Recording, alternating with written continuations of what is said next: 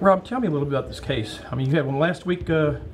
You've got sent to TDC, and you've got another one today sent to TDC. Yes, we pled out. Jenifer Jordan and I, ADA Jenifer Jordan and I, were getting ready to go to trial, Scott, on the third defendant named Samuel Horace, and we were ready. We had talked to all of our witnesses, and were prepared to prove that this was the defendant that was the getaway driver in at least 3 aggravated robberies here in Montgomery County and three to four more in Harris counties, mostly of Denny's and IHOP stores, all through July and August of last year. Okay, you had 3 total on this case? Well, we had 3 that happened in Montgomery County. He pled guilty to 1 in exchange. We dismissed the second count in exchange for a plea agreement. But we were prepared to prove up the robbery at Denny's on 1488 that took place back on August 24th of last year, as well as a robbery of a couple that was at Tinseltown in the Woodlands. They had been to a movie about 2 hours earlier, and then they also robbed 3 gentlemen at Lloyd and 249 earlier that evening, as well as other various and sundry Denny's and IHOP robberies throughout Harris County.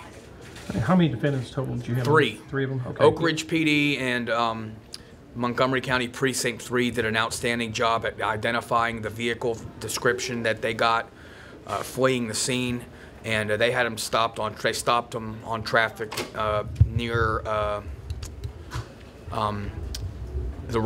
just south of the Rayford Sawdust exit. Oak Ridge PD and Precinct 3 did. Heading back to Harris County. Heading back to where they came from, Harris County. Yes. I mean, you're starting to send a message.